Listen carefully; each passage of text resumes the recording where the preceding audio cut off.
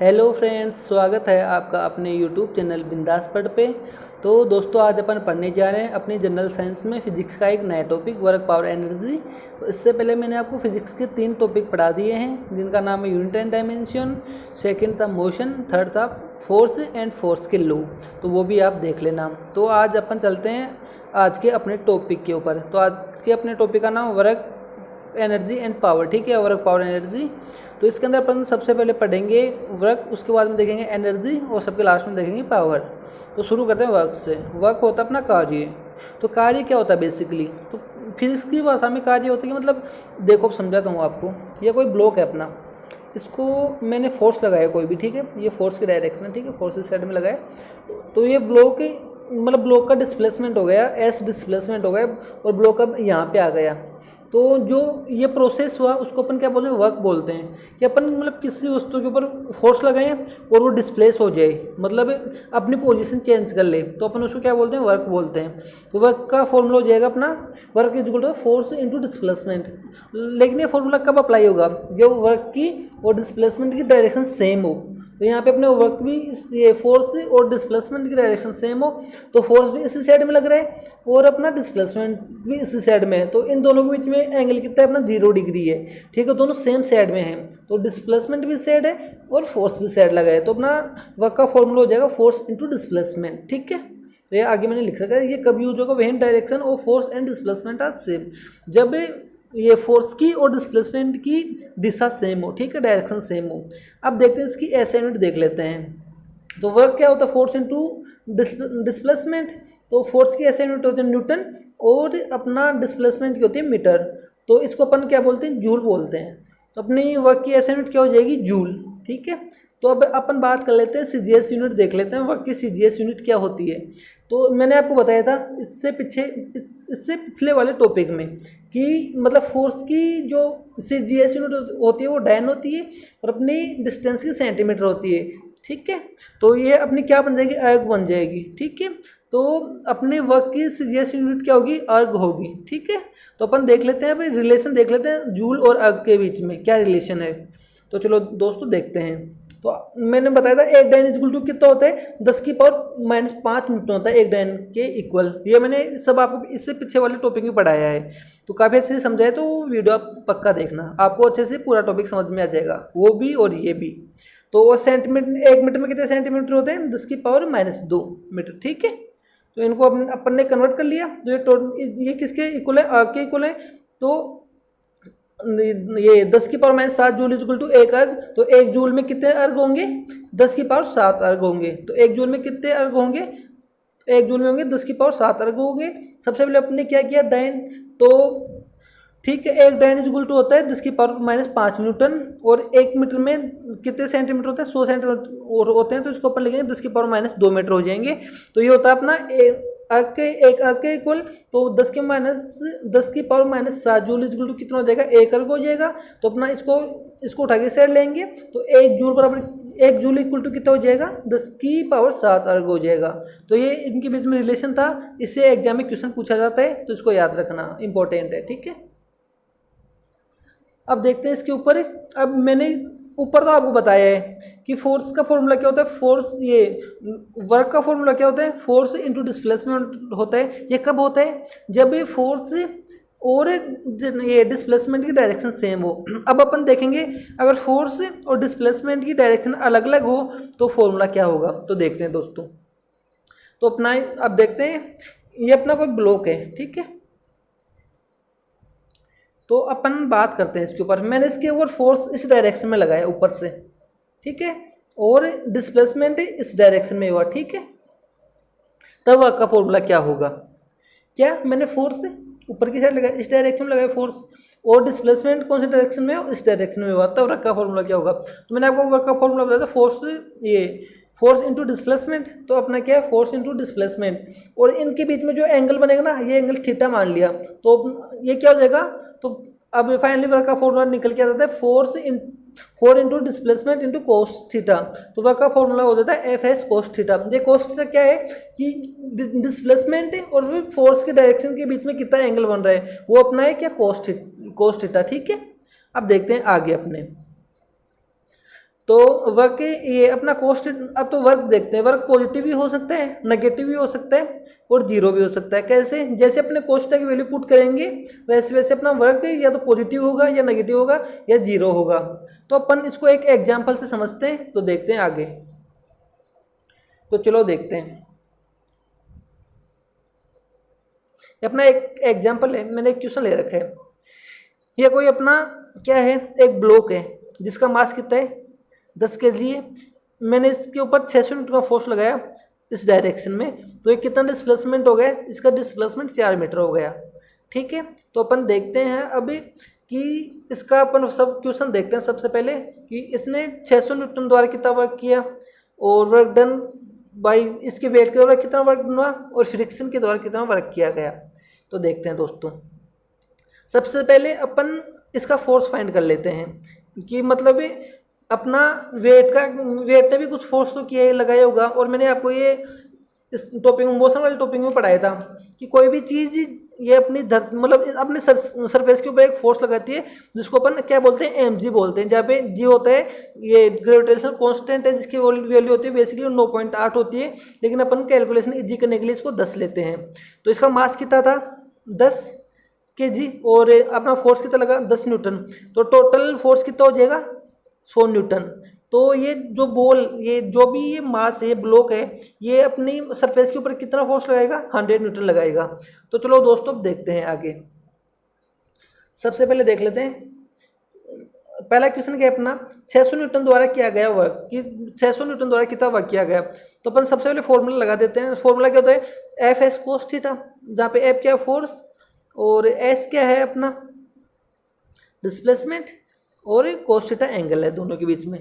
तो अब सबसे पहले देखते हैं यार, तो कोस 0 डिग्री की वैल्यू कि अब दोनों के बीच में एंगल कितना है, यहाँ पे एंगल है जब 600 न्यूटन फोर्स लगे तब कितना एंगल होगा 600 न्यूटन फोर्स लगे तो एंगल क्या है 0 है, क्यों वर्क भी फोर्स भी सेम साइड में है और डिस्प्लेसमेंट भी सेम साइड में है। तो अपन फॉर्मूला पुट कर देते हैं 0 डिग्री, तो कोस 0 कितना होता है 1 होता है, ये 1 हो जाएगा। अपन ने एफ की जगह 600 न्यूटन फोर्स, ठीक है, और डिस्प्लेसमेंट कितना हुआ 4 मीटर, ठीक है, और कोस थीटा वैल्यू कितनी आ गई 1, तो टोटल वर्क कितना हो जाएगा 2400 जूल। ठीक है, इसको सोल्व कर लेंगे 6 चौके 24, तो 2400 जूल आ जाएगा। अपन अब देखते हैं वर्क डन बाई वेट। तो अब वेट के द्वारा वर्क डन कितना किया गया, तो वेट के द्वारा वर्क डन सरफेस की दिशा में, मतलब सरफेस के ऊपर लगाएगा फोर्स, तो नीचे की साइड लगाएगा। और डिस्प्लेसमेंट कौन सी साइड हो रहा है, इस साइड हो रहा है, इस साइड हो रहा है। दोनों के बीच में एंगल कितना बन जाएगा, ये इधर ये इधर, तो ये एंगल आपको कितने का दिख रहा है, ये एंगल बन जाएगा 90 डिग्री का। तो कोस 90 कितना होता है 0 होता है दोस्तों। कोस 90 कितना होता है कोस 90 0, दोनों के बीच में एंगल कितना है 0 90 डिग्री, तो कोस 90 की वैल्यू होती है 0, तो अपना वर्क डन क्या हो जाएगा 0 हो जाएगा। 100 नीचे लगाएगा फोर्स इंटू 4 इंटू 0, तो कितना हो गया अपना वर्क डन 0 हो गया। अब देखते हैं अपना लास्ट क्वेश्चन है, इसका क्वेश्चन का लास्ट पार्ट है सी, फ्रिक्शन द्वारा कितना वर्क डन हुआ। तो ठीक है, फ्रिक्शन हमेशा अपोजिट साइड लगता है फोर्स के, तो अब देख लेते हैं। तो फ्रिक्शन, अगर फ्रिक्शन का मतलब ये है, सपोज करो ये अपना ब्लॉक डिस्प्लेसमेंट कौन सी साइड में है, इस साइड में है, ठीक है 4 मीटर का, ठीक है, और फ्रिक्शन फोर्स कौन सी साइड में लगेगा, इस साइड में लगेगा। मैंने बताया था कि फ्रिक्शन फोर्स है जो हमेशा अपोज करता है, ठीक है, कि अपन जैसे कोई बॉल फेंकते हैं इस साइड में, तो फ्रिक्शन फोर्स किस साइड में लगेगा, इस साइड में लगेगा ताकि ये रुक जाए। तो फ्रिक्शन फोर्स कितने डिग्री पे लगेगा देख लो आप, कितना हो गया 180 डिग्री। डिस्प्लेसमेंट इस साइड में है, फ्रिक्शन फोर्स कौन साइड में लग रहा है, इस साइड में लग रहा है, तो अपना एंगल कितना हो गया 180 डिग्री। तो कोस 180 डिग्री कितना होता है -1 होता है। तो फोर्स का फॉर्मूला पुट कर देंगे F S cos theta, F 10, ठीक है, और ये अपना डिस्प्लेसमेंट 4 इंटू 10, ये -1, तो अपना आ जाएगा -40 तो जूल। तो वर्क कितना आ गया अपना -40 जूल। तो अपने को इस क्वेश्चन से अच्छे से समझ आ गया कि वर्क पॉजिटिव भी हो सकता है, जो अपन ने देखा इसके फर्स्ट केस में वर्क अपना 2400 जूल पॉजिटिव आया था। सेकंड केस में देखा कि वर्क 0 भी हो सकता है, तो सेकंड केस में वर्क 0 आया था। और थर्ड केस में देखा कि वर्क नेगेटिव भी हो सकता है, तो वर्क कितना है -40 जूल आ गया। तो अब देख लेते हैं अपन आगे। तो एक छोटा सा क्वेश्चन कर लेते हैं ना। तो क्वेश्चन है अपना, when a body fall freely under gravity, ठीक है, then the work done by gravity, कि कोई बॉल या ठीक है कोई बॉडी नीचे गिरी है फ्रीली, ठीक है, ग्रेविटी फिर मतलब कुछ ग्रेविटेशनल फोर्स अगर है उसके अंदर, तो ग्रेविटी उस बॉल के ऊपर कितना वर्क करेगी वो देखना है। तो सबसे पहले अपने ये बॉल ले ली, ये नीचे गिरी है, ठीक है, फोर्स कौन सी साइड लगता है, ग्रेविटेशनल फोर्स या तो नीचे की साइड लगता है mg, और डिस्प्लेसमेंट भी किस साइड है, नीचे की साइड, दोनों के बीच में एंगल कितना है 0 डिग्री, ठीक है। तो इसके मैं आपको ऑप्शन दे देता हूँ कि वर्क डन नेगेटिव होगा, सेकेंड पॉजिटिव होगा, थर्ड 0 होगा, और फोर्थ दे देता हूँ नन ऑफ दीज, ठीक है। तो देख लेते हैं, अब मैं आपको समझाता हूँ कि बॉल नीचे की साइड गिर रही है, सबसे पहले तो बॉडी नीचे की साइड गिर रही है, तो फोर्स तो नीचे की साइड लगता ही है, ग्रेविटेशनल फोर्स हमेशा नीचे की साइड लगता है, ठीक है। अपने को धरती खुद की साइड खींचती है, तो फोर्स की डायरेक्शन भी इस साइड है और डिस्प्लेसमेंट भी इस साइड हो रहा है, तो दोनों के बीच में एंगल कितना होगा 0 डिग्री, तो कोस थीटा 0 डिग्री, तो और कोस 0 डिग्री कितना होता है 1 होता है अपना, तो ठीक है ये 1 हो गया। फोर्स अपना पॉजिटिव है, डिस्टेंस भी अपनी पॉजिटिव है, और ये 1 आ गया, तो अपना आंसर क्या आ जाएगा यहाँ पे 1, अपना आंसर क्या आ जाएगा पॉजिटिव। तो हमेशा अगर बॉल अगर नीचे की साइड गिरेगी तो वो वर्क डन पॉजिटिव करेगी। तो अपन अपने देख लिया वर्क क्या होते हैं, ठीक है, फोर्स इंटू डिस्प्लेसमेंट होता है, force into displacement into cos theta, जब किसी दूसरे एंगल पे फोर्स लगाएं और डिस्प्लेसमेंट की डायरेक्शन दूसरी हो। तो अपन दोस्तों अब देख लेते हैं अपना एनर्जी देख लेते हैं, सेकेंड पार्ट एनर्जी क्या है। तो एनर्जी क्या होती है, एबिलिटी टू डूइंग वर्क, कि मतलब कार्य करने की क्षमता को ही अपन ऊर्जा बोलते हैं। तो ऊर्जा की ऐसा यूनिट क्या होती है जूल, तो ऊर्जा की ऐसा यूनिट भी जूल होती है और वर्क की ऐसा यूनिट भी जूल होती है। तो काफ़ी एग्जाम में क्वेश्चन पूछा जाता है कि मतलब ऐसी कौन सी दो क्वांटिटीज हैं या कौन सी दो राशि हैं जिनकी ऐसा यूनिट सेम है। तो अपनी एनर्जी और इसके अंदर मतलब ऑप्शन दिया होता है एनर्जी और वर्क, तो उनकी ऐसे यूनिट सेम होते हैं, याद रखना, ठीक है। अब देख लेते हैं एनर्जी क्या होती है, एबिलिटी ऑफ डूइंग वर्क, कि अपन ने कितना काम किया, कार्य करने की क्षमता को ऊर्जा बोलते हैं। तो अब देखते हैं एनर्जी बेसिकली दो टाइप की होती है, एक होती है अपनी काइनेटिक एनर्जी और दूसरी होती है पोटेंशियल एनर्जी। तो सबसे पहले देखें काइनेटिक एनर्जी, तो देखते हैं सबसे पहले काइनेटिक एनर्जी क्या होती है। If any body in motion the same, हाँ ठीक है, if any body in motion then some energy is associated with body, मतलब ऐसे बोलो कि अपन अगर कोई एनर्जी मोशन में है तो कुछ ऊर्जा उसके साथ खपत होती है, उसी को अपन क्या बोलते हैं काइनेटिक ऊर्जा बोलते हैं। तो ठीक है, काइनेटिक ऊर्जा ये अपनी बॉडी है, ठीक है, एम मास की, और इस वी वेलोसिटी से आगे जा रही है, तो इसकी काइनेटिक एनर्जी क्या होगी हाफ एम वी स्क्वायर, ठीक है, के इक्वल टू होता है काइनेटिक एनर्जी होती है हाफ एम वी स्क्वायर, जहाँ पे एम क्या है बॉडी का मास है और वी क्या है बॉडी की वेलोसिटी है, ठीक है। अब देखो अपन आगे देख लेते हैं, इसको थोड़ा और डेराइव कर लेते हैं कि काइनेटिक एनर्जी का और क्या फॉर्मूला हो सकता है।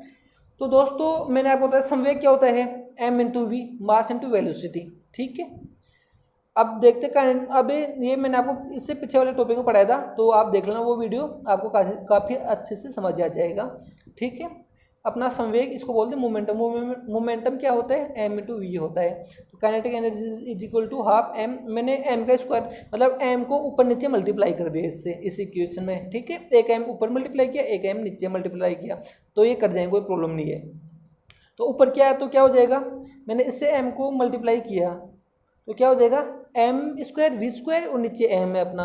तो ये फोटो मेरे को अपने को ये सबसे पहले क्या किया इसके अंदर मैंने एम को ऊपर नीचे मल्टीप्लाई कर दिया, तो ये एम स्क्वायर वी स्क्वायर हो गया नीचे एम आ गया। तो ये अपने को देखा देखा लग रहा है, ये क्या होता है ना, ये देख लो ये मोमेंटम होता है, संवेग होता है, M square M into V, तो एम स्क्वायर और वी स्क्वायर, तो ये क्या हो जाएगा अपना पी स्क्वायर हो जाएगा।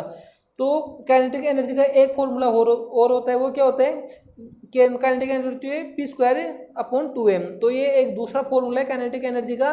तो अपना ये रिलेशन भी बताता है काइनेटिक एनर्जी और मोमेंटम में। अपने को कोई किसी क्वेश्चन में मोमेंटम दिया हो फिर अपने को काइनेटिक एनर्जी पूछ ले, या फिर किसी क्वेश्चन में काइनेटिक एनर्जी दी हो या मोमेंटम पूछ ले, तो अपन आसानी से बता सकते हैं। तो चलो इसके ऊपर एक क्वेश्चन कर लेते हैं, बाकी अपन कल देखेंगे। तो अपना क्वेश्चन है the value of momentum for a particle is numerically equal to its kinetic energy. ये बोल रहे हैं कि मतलब किसी एक कोई पार्टिकल है उसकी काइनेटिक एनर्जी और मोमेंटम इक्वल है, what will be the velocity of particle, तो वेलोसिटी का ये पार्टिकल का वस्तु का वेग कितना होगा। ठीक है, क्वेश्चन अपने क्या पूछ रहा है, क्वेश्चन अपने को बोल रहा है सबसे पहले तो कि कोई पार्टिकल है, कोई वस्तु है, उसकी मतलब ये अपनी काइनेटिक एनर्जी और मोमेंटम इक्वल है, तो उस वस्तु की वेलोसिटी कितनी होगी। तो देखते हैं दोस्तों, सबसे पहले अपन क्या करेंगे, सबसे पहले अपन कर लेते हैं इसकी काइनेटिक एनर्जी और वे मोमेंटम इक्वल कर लेते हैं। काइनेटिक एनर्जी क्या होती है, हाफ mv² और मोमेंटम क्या होता है mv। तो m से m कैंसिल, एक v से एक v कैंसिल, बच गया क्या, v बच गया, ये 2 इधर, ये डिवाइड में इधर आके मल्टीप्लाई में हो जाएगा, तो इसकी वेलोसिटी क्या आ जाएगी 2 मीटर पर सेकेंड। तो दोस्तों इस टॉपिक, इस वीडियो में आपको कुछ भी समझ नहीं आया हो तो कमेंट सेक्शन में बताइए, वीडियो कैसा लगा वो भी कमेंट सेक्शन में बताइए। अगर वीडियो अच्छा लगे आपको तो लाइक एंड शेयर कीजिए। मिलते हैं अपन इस टॉपिक के नेक्स्ट पार्ट में, जिसके अंदर अपन एनर्जी को कंप्लीट करेंगे, उसके बाद में पावर देखेंगे। तो ठीक है दोस्तों, वीडियो को शेयर करना। थैंक यू सो मच, मिलते हैं नेक्स्ट वीडियो में। Thank you.